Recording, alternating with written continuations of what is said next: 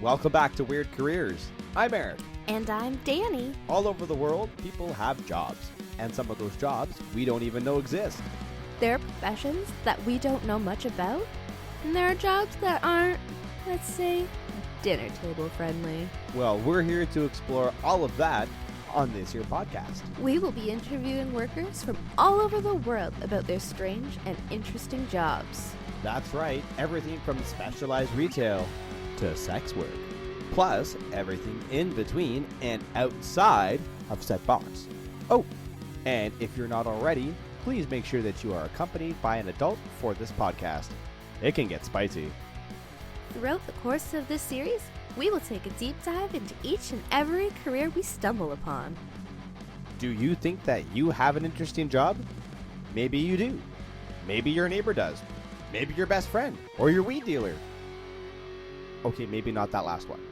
But if you do, stay tuned to the end of the show on how to get a hold of us. On today's show, we have voice actress who is famous, the most famous face you don't know, Linda Ballantyne. Linda, welcome to the show. What? Oh. Insert audience. Insert applause. Okay, excellent. Welcome to the show, Linda. Thank you. So before we really dive deep into the crevices of everything that you do, tell us a little bit about yourself. Well, let's see. I'm a voice actress, obviously. I am a happily married mother of 3 children. Now, I'm not married to my 3 children, but I'm also a mother of 3 adult children now. Oh my God, they grow up, and that's ridiculous. I agree. And my youngest daughter is going to be going to the ABBA Voyageur? I think it's called ABBA Voyageur concert tomorrow night, which is a hologram ABBA show in London, England. Oh, that is cool. I know. I'm so jealous. And I thought it was actually tonight. And I was just talking to her. I was like, hey, how was the show? And she's like, it's tomorrow night. And I said, no, tonight. And she's like, don't, Mom, don't, seriously, don't do that to me. I'm like, I think it's tonight. You missed it. Oh, we both had little mild heart attacks. As it turns out, it's tomorrow night. Oh, good. I'm glad nobody missed it. She just had a little tiny heart, just a little heart attack, just one of those little ones. So it's tomorrow night, not tonight. Tomorrow night. Yeah. Oh, okay. I'll have to check back in and see how it went with you. Yeah. That's awesome. So you are a voice actress. Yes. Now, just Reader's Digest. In a Reader's Digest, very short. What does a voice actress do? Talks. Next. No. Voice actor is, they talk. That's what they do. I talk for a living. I put voices to characters. I put voices to commercials. I put voices to narration. You name it, I'll put a voice to it. And it is definitely a skill set, because it's not something a lot of people right now think, oh, I want to be a voice actor. That's what I've always wanted to do. I've always wanted to be a voice actor. That's so cool. I think I'm going to be a voice actor. It's like, okay, great. Everybody tells me I've got a great voice. They say it's really cool and different. It's like, great. Can you act? Right. Number one question. Can you act? And they don't realize that you actually have to know how to act. And it is definitely, something that you've got to learn how to do. And I think I'm kind of lucky that way. And I love it. I think voice acting is literally, people say, I always feel like it would be the best job in the world. It's like, it is literally the best job in the world. When you're working, it is so much fun, and I love it. I absolutely love it. My hair is so white, and then this light is right above me. Why did my husband put a light right above me? I don't know. I gotta say, I'm digging the white. Thank you. I'm digging it because I mean, looking at some like previous cons that you've been at, you've had your hair is normally colored, and I love the white. I really love it. The au naturel. It's wonderful. The au naturel. It's absolutely fantastic. It is. I'm still not really. What roles have you played? Lots and lots. Certainly the one that I'm most known for is Sailor Moon. That seems to be the one that everybody knows. But you know what? I've done a lot of stuff over the years, for sure. I've done like literally, I would say probably thousands of commercials. Oh. Yeah, like a lot of commercials in my life. You've heard me many, many times. For 13 years, I was the voice of the Comedy Network in Canada. Oh, yeah. So I was doing all the, coming up next on the Comedy Network and all that kind of stuff. Oh. I was as far as animation goes, I have done, let's see, Go Dog Go is the one that I'm working on right now. Nice. Oh. Let's see, Yin Yang Yo is one that I loved doing. It was a really, really fun, insane cartoon.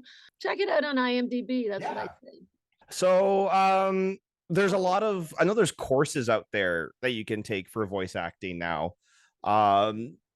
For you being in the field for so long, was that something that you had to do?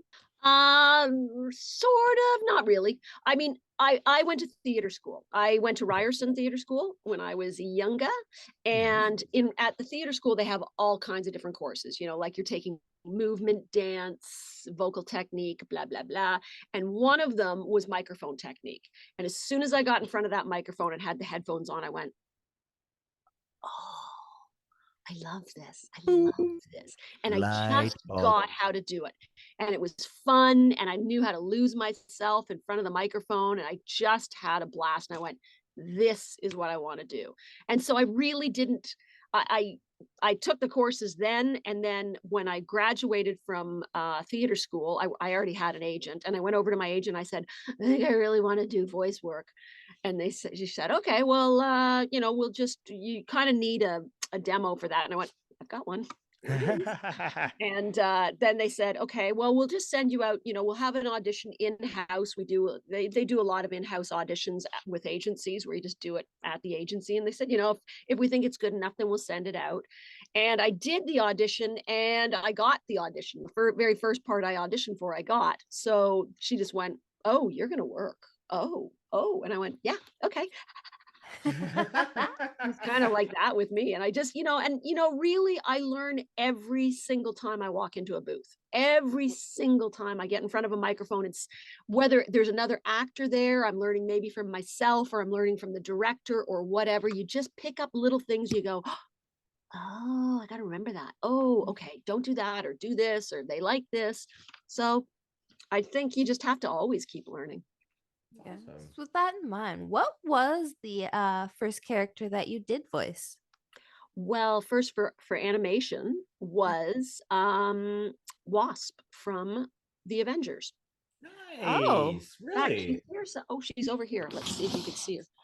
Yeah, they gave us each our characters when we did it. They just gave us these things. It was like every time I did a voice, I thought, oh, you're gonna give me a picture of my character? It's like, no. Why? I thought everybody did that. But yeah, the Avengers was great. And that was a really good one. Tony Pastor was the director who has just passed away this last year or so. And he was awesome. He was just one of these guys that dug in and really, really believed in the acting part just so intensely. And he would do stuff like say, okay, turn your script around. Let's just do it without looking at scripts. And I'd be like, what? I don't know what I'm doing.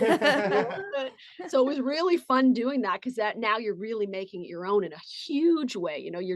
You've got to remember what the scene was about. You're going, I don't even know what I was supposed to say, but okay, here we go. Really good. Yeah. Really it makes it fun and entertaining all the time. And terrifying at the same time. Oh. Me being the big Sailor Moon fan, I remember I came up to you at Comic-Con, told you that you were my first celebrity crush, and right, and that was, and I remember you saying that, like, yes, I love that. That's amazing. I don't think I've ever had a bigger smile on my face. But anyways, speaking about that role of Sailor Moon, how did you get that role, and did you think it would be as big as it is now? Did you think it would get as big back then as it is now? Yeah, it's funny. Well, I auditioned for it. For it and I got it. So that was that's the main part of it, I guess. But I knew that Sailor Moon, I was the third one. So Sailor Moon was already established and Mhm. certainly known. I didn't realize how huge it was. I mean, I knew that my nieces watched it, and Mhm. they'd be like, "Shut up, Aunt Linda, shut up. We just want to watch this show." And be like, "What is this show? Sailor Moon? Oh my, are you kidding me? Do you know that the Flintstones are probably on another channel if you look? Oh my, come on." I just bug those kids all the time, but I didn't realize the longevity it would have, the impact that it would have on people. I Mhm. had no idea. And I really didn't know all of that until I started doing Comic Cons.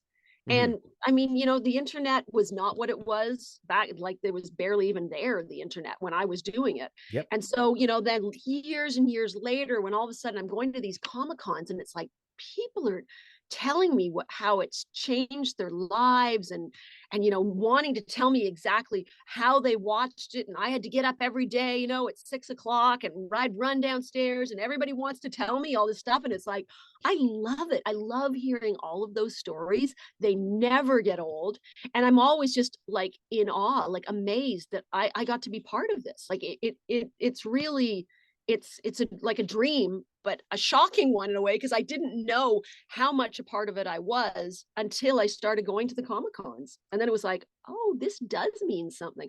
I never even used to tell people that I did Sailor Moon. Like it Oh was just, wow. yeah, it was not one that was on my list, because there's different types of animation. Mhm. One is original animation, where the actor does the voice first and then they draw the whole cartoon. And Mhm. so whatever you're doing as a voice actor then is going to become, they're going to draw it in there, and you've got so much creativity in this. You're just like, you're creating a character from the beginning, and then they're molding it and going, oh, okay, now that I hear her do it this way, I'm going to make the eyes even bigger or whatever. But with dubbing, it's already done. The whole thing is done. The script is written. You can't change the words very much at all, because it has to go with the lip flaps. Oh wow. Every Yeah. time it has to be like that. And there was oftentimes there would be too many lip flaps. So it's like, okay, there's too many lip flaps here. We've got to figure out some more words we can put in. Oh So that wow. kind of gave us a little bit more, room to play around, but not a lot of room. And dubbing was also the worst pay scale as an actor. It is literally the worst. Getting Oh paid for wow. dubbing is like, it's kind of like the voice acting world of, I don't know, working in McDonald's or something like that. I don't even know. Oh. Like it's like the bottom right down there. And so I never looked at it as anything that it was like, like there's other things that I had gone, oh, I loved this show because I got to do this and I got to do this. Now, having looked back, I go, it was so much more than I ever gave it credit for. And it was also, it's really hard to do dubbing. It's really hard, especially back then, because the words would come across the screen and you had to say the words when they hit a line. And if you didn't say it right then okay, we got to start again, because it's Yep. got to be exactly boom, boom, boom, instead of their mouths moving and your voices saying something, at a totally different beat. So it was technically very difficult, and I was sort of like, whatever, it is what it is. But now I look back and I go, yeah, it was pretty special, actually. It was. Yeah, I mean, a lot of people that I've talked to, I say, "Oh, you remember Sailor Moon?" Oh, I love that show as a kid, and seeing it kind of starting to return as well. It's starting to become ever prominent again, just to see it Mhm. being revived. But it's not you. Yeah, but and it's funny when that one started coming out. So they've got the Crystal and they've got the new dub. It's Mhm. the same show, but it's dubbed in different voices. And at Mhm. first I was like, really? Whatever. Whatever, do whatever you need to do. But now I'm really glad that it did happen, because it gave Sailor Moon a really huge resurgence, so that younger kids Mhm. are sort of going, oh, because they also pulled it off everything so that they could put theirs out there. Mhm. Very sneaky, Biz. Very sneaky.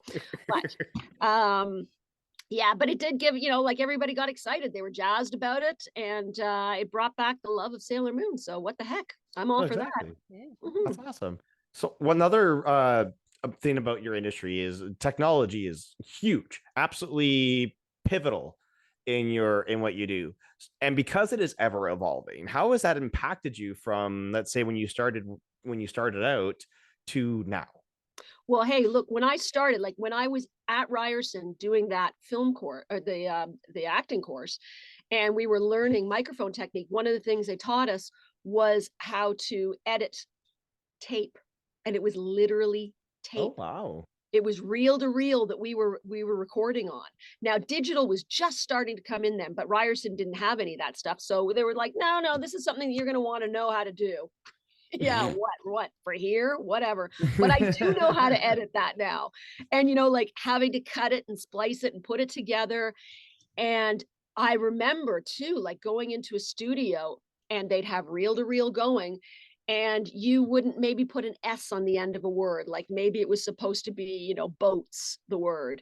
And I said boat. And they're like, oh, we got to put an S on there. And they'd be searching for an S to put on there that they could actually cut from something else and put it on if I had already left. Like if it was like stupid little things like that, they'd have to put it all together. Now with digital, it all just so easily goes, like, you can do anything with digital.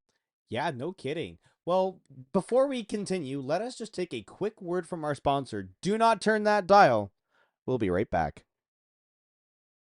Hey, I'm Linda Ballantyne, the voice of Sailor Moon. You're listening to Weird Careers, and if you change that channel, I shall punish you in the name of the moon! Are the big corporations taking your sales with fancy images that just aren't in your small business budget?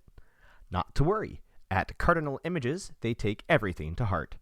Cardinal Images is a small business supporting small businesses, so they get it. Check out cardinalimages.ca for their gallery and contact info. Also, if you're a listener of this podcast, you will receive not only your demo images, but your first shoot absolutely free. Just email Eric at cardinalimages.ca with the subject line podcast promo to receive your free shoot today. Cardinal Images, affordable pricing, professional images, and personable photography.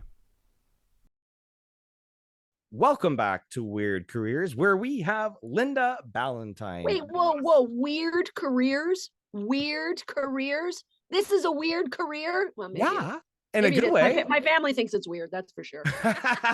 They're like, really? You get paid to talk? Do you find yourself typecast, or there's a nice variety of roles that you've played? Yeah, I'm pretty lucky. I don't think I really let myself get typecast. Okay.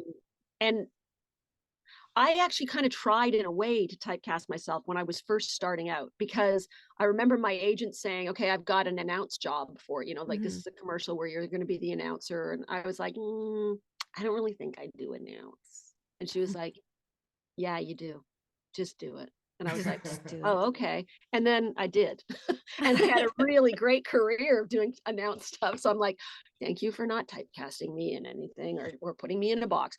But I've been pretty darn lucky of playing just about every type of role.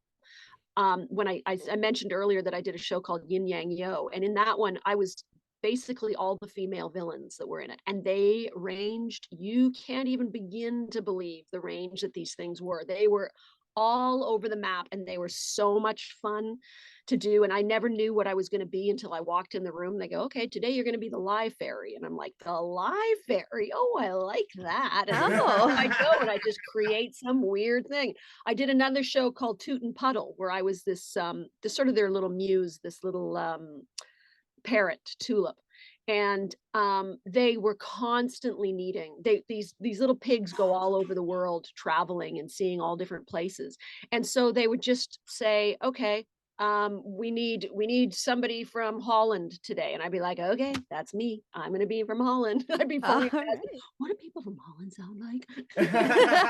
Okay. And so, you just had to really be on your toes and ready for all that. So I think I've been pretty lucky. That said, as I got older, I worried, and I do still worry, that they're going, oh, you're old now, you can't do this stuff. And it's like, oh, shut up. Stop being such closed-minded idiots and understand that, like, just how much have I changed? Maybe some of the higher pitch stuff, I'm like, nah, my voice is a little bit lower now, but still, I can still be the crazy, insane Yeah. person that I am. Age doesn't make that the No. difference in personality. No, not at all. Not at all. So Next. how does one become a voice actor? Well, I would say, it's also different now. Definitely taking courses definitely Mhm. helps. If you're starting at the beginning, it's like, yeah, take some courses. There's a lot of people out there that are really good at what they do, and there's a lot of people that aren't that good at what they do, and they're still doing courses. So, like, do your homework, read up and see which ones are good. A lot of times, and you should be ready for this, when you're taking courses, is if you're going to take a course from, say, a director that is working currently right now, Mhm. make sure you're ready for that, because it's almost in a way like doing a little bit of an audition when you're taking the course. If the Right. director's sitting there and goes, oh, that's a good one. That person's pretty good, actually. And then they'll Mhm. start honing in and really working with you, and they'll start hiring you from doing those courses a lot of times. So if they like you, they will definitely, but I wouldn't start there. I wouldn't go, I'm really new and I've never done this before. And so I kind of want to do this. And you're sitting there in front of this great director who's probably going, and Next. that's what they're going to remember. They're going to Mhm. remember Yeah. this sort of newbie person, even though maybe 2 years from now, you might all of a sudden be really good at what you're doing because you've worked at it. And that Right. same director's going, I remember, yeah, they weren't very good. That was 2 years ago, idiot. Come on. So that I would say is very key. The other thing is, I always say, I still do this. Whenever I'm driving in the car, I listen to the radio, and just whatever voices I hear, I imitate. I do them, or I try to. Yeah, Mhm. exactly. And that's I'm the best. same way. He is. And like, by doing that, you're hearing it. And I also change it up. Like, I'll hear them say, only at McDonald's, and I'll go, only at McDonald's, or whatever. I'll just like give it some little weird little Your or own little bring it quirk. down a different way, just to hear how it would sound. But the ones that you're hearing either in animation or on the radio, those are the people that are working. So you want to figure out what they're doing and how they make those sounds, and if you're in that kind of range.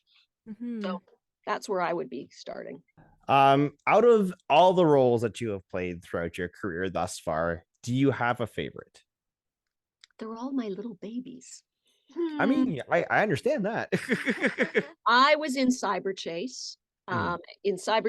and I was this character called Wicked in it. And Mhm. I don't know if you've seen the show or not, but there's this the wicked guy in it. The evil guy is Hacker, and he was played by Christopher Lloyd, and he is brilliant, of Mhm. course. And I was sort of his love interest, basically. And I Oh. was this witch who really loved herself more than anything on the planet, and thought that she could do no wrong. And so she was, oh, Hacker, look at you. Better still, look at me. And so she was always just like, oh. And I loved her more than anything, because she was probably she might have been the first villain that I ever played. And villains, there's nothing like playing a villain. They are Agreed. so diabolical. They're so evil. They will stop at nothing. They're usually just, and they always lose. And every time they lose, they cannot believe that they have lost. So they have gone from being, I'm the greatest thing in the world, to, how could I lost? And it's just so much fun to play. So I would say something along those lines for sure. Nice. Mhm. Mhm. Now, speaking about roles, if you could have played any role, past or present, what would that be if there was one? You know what? I would love to have been one of the Rugrats. Nah. Oh, I love that show growing up. I know. I love those. I love those baby voices. I loved all that. I would love to be. I've never actually thought that before. It just all of a sudden came to me. I A think you Rugrat. would have been good in that one. I think I would have been too. I agree. I've Yeah. imitated them many a time. Whenever I listen to it, I'm like, okay, got to do this. Yeah. There you go.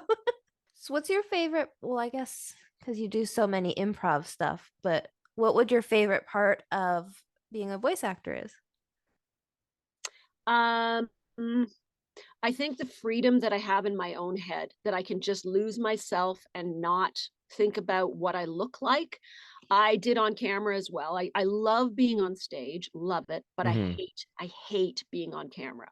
On stage, I can do it and it's done and I don't see it. It's Yep. done, and and it's fun and it's great. I haven't done on stage in a long time, but on camera, I am so harsh with myself. I judge myself so harshly. I look and I'm like, your eyes are Yeah. so boggly. You did this, oh my God, I hate that. But for some reason, I don't do that with voice with myself. I can just completely and utterly lose myself, and I love it. I completely, I'm a thespian as well. So I completely understand being able to just do it, not see it as done. I just finished doing Joseph and the Amazing Technicolor Dreamcoat back in May. Oh, I love that musical. I loved it growing up, and I got to, it was a dream show to do. I did it on a dream stage that I wanted to do it on, and I got my own song in it, so I was really happy. I got to sing Canaan Days. Oh, I loved it. Oh, it was great. One of the Oh. best shows ever. Mhm. Yeah, I love being able to just, because you just go on, you're somebody else, and then go home at the end of the day, go home, have a couple drinks. Exactly. Now obviously we've talked about all the wonderful things about being a voice actress. Is there a downside? When you're not working. Yeah. When you're not working, or well, yes, when you're not working, it sucks because there's nothing you can do. There's nothing. As I'm with the union, so I can't just go out and find my own work. You have to rely on your agent. And when there's no work that's going on, it's just like, so what do you want to do now? And you're calling up your friends. Have you had any auditions? Oh my God, neither have I. Oh my God, what's happening to this world? So that sucks. The other thing that sucks is if you get, and it's very rare, very, very rare that you get a bad director, but sometimes you're going to get a bad director who just, or clients, like if you're working maybe on a commercial and they're like, I think, can you say the word house differently? Because something's bugging me about the way you're saying house. And you're like, yeah, I guess I can say it differently. And it's just, they feel like they have to do something so that I created that commercial. I made that so good because I got her to change the way she said the word house. It was really good after that. Like, they thought you just like, yeah, and most of the time they end up using like the first take you did, and you're just like, okay. So that's sort of the downside. But really, literally, everybody I work with, I always have fun with them. Always, always, always. That's awesome. Yeah, you have to find the fun. And I mean, the really fun is when you get to go into a booth with more than one actor. And that's when the magic happens, because everything's just bouncing off each other and you're just like, okay, yeah. Now, do you still do that kind as often since COVID and since technology's not since changed? COVID. No, they're starting to now. We're starting to get more people in, and they're also sort of figuring out how to, like, this is my little tiny studio in my house, and they're starting to figure out how to do my studio with somebody else's studio. And right now, well, to begin with, it was I would say a line, and then there'd be a delay. Yep. And the next person would say the line, and there would be a delay. And it was like, oh God, to make this nice and cohesive. But they're really getting that more. But we're starting to go in, so I want to just keep going in. I like going in. Oh yeah, you get to actually be with people instead of this little, what feels like a isolation booth that, well, and it's padded. So I mean, the padded cell, right? Before we let you go, I just want to say give you a huge thank you for coming on the show today. It's been an absolute pleasure getting the opportunity to chat with you. You've been so much fun on this show, and I can probably almost guarantee this will be one of the more popular shows. Excellent. Which is amazing. But before we go, Dani does have our signature question that we ask every single one of our guests. So, Dani, take it away. What did you want to be when you grew up? I wanted to be an actor or an Olympic athlete. Those are two very different things. They're very different. I know. And when I was young, back in the day when I was young, there were not that many sports for girls. And I was always so angry about that because I loved sports more than anything. I just loved them. And so for me, the Olympics, like the Summer Olympics, seeing the track and field and going, I could do that. I'm going to become an Olympic athlete. That's what I want to do.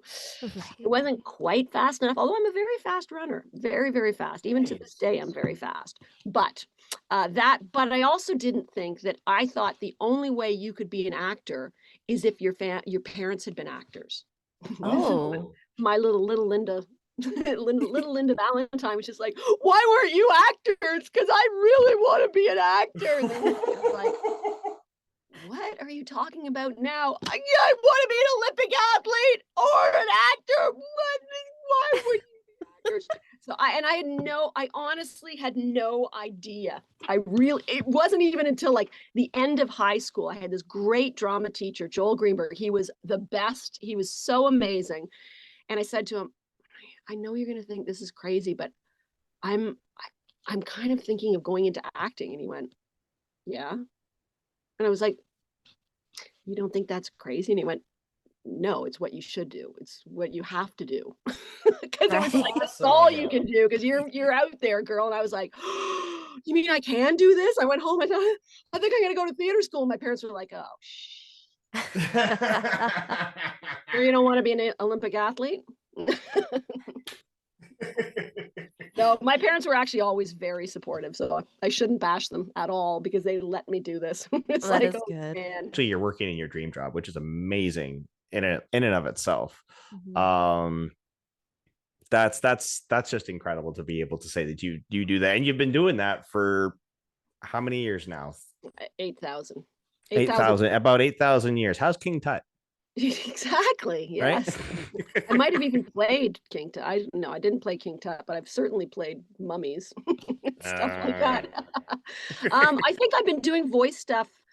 I've been doing voice stuff probably for I'm going to say like 30 years. That was what I was going to guess. I was going to guess about 30 years you've been doing this for. Yeah. That's maybe amazing. Maybe not quite, but around there. Yeah. That's awesome. Good for you. That's awesome. Look at you go. Yeah. Well, thank you so much again for coming on today, Linda. It's a real pleasure. We'll make sure to have all of your socials linked in the description below so you know where to find Linda. Excellent. And watch Go Dog Go. Do you have a cool or interesting job? You never know. Believe it or not, your 9 to 5 may be more interesting than you think. So don't be shy and shoot us an email at weirdcareerspodcast@gmail.com. Also, if you liked us, please give us a 5-star review on wherever you're listening to us. It really helps us to get seen. Thanks for tuning in and exploring with us. We hope you will join us next time. And until then, I'm Eric. And I'm Dani. Cheers. Cheers.